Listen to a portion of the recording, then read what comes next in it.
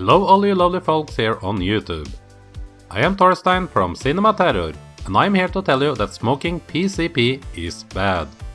But don't take my word for it, let Philip Michael Thomas show you with his energetic performance in the 1978 anti-drug film Death Drug.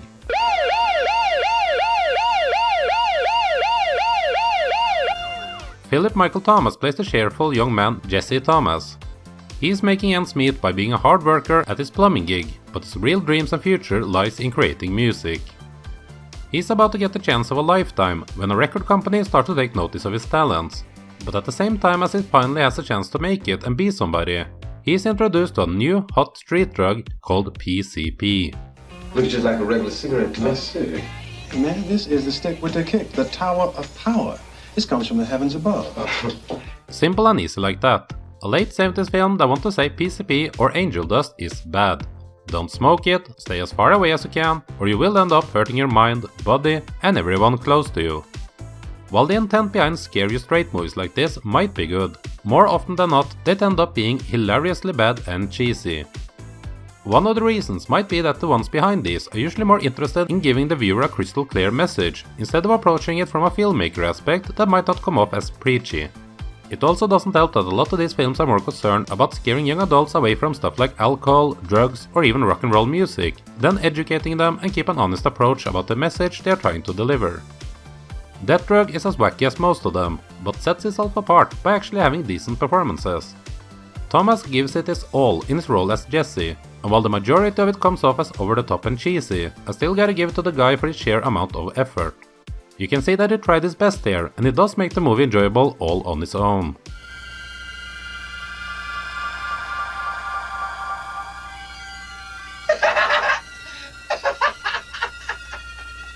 Seeing him freak out is hilarious, and it doesn't help him that the low production values and lack of imagination gives him scenes where he sees people in cheap Halloween masks, rats, snakes and all kinds of silly stuff. Now I've never smoked PCP myself, so I don't know personally how the effects are, but if it is anything like this, then I have a hard time believing that anyone would freak out to the level we see Jesse doing. The 1986 Academy Home Entertainment video release saw Thomas, in the height of his popularity due to co-starring on the smash hit Miami Vice, return to do an intro and outro, apparently still proud of his earlier work. They also added some news footage, most likely to stretch the teen running time, and also a misplaced music video from his real-life single, Just the Way I Planned It. And he deserves all the thank yous in the world for doing so, as the music video is ridiculously awesome.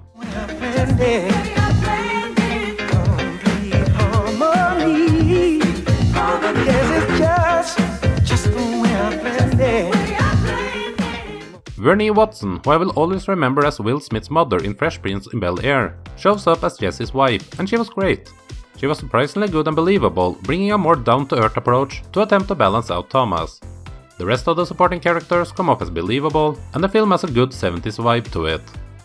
Some of that might be attributed to director Oscar Williams, who had previously done work on movies such as Black Belt Jones, The Final Calm Down, and 5 on the Black Hand Side. He brought on the Gap Band to provide some funky disco music, and while it is not something I would listen to, it does bring the movie a certain atmosphere that works for it. What are you trying to do to me?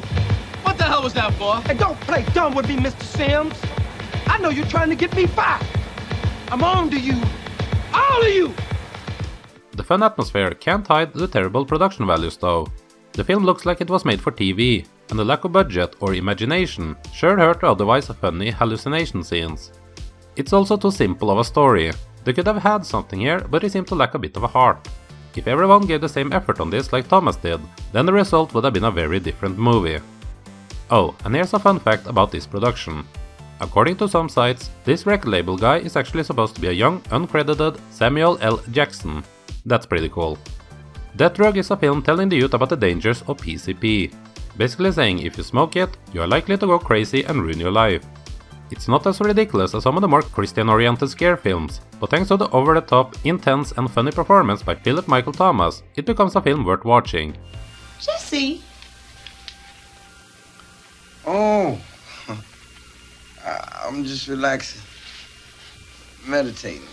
It's also not a long film, with a running time at around 70 minutes, so it managed to avoid making me bored.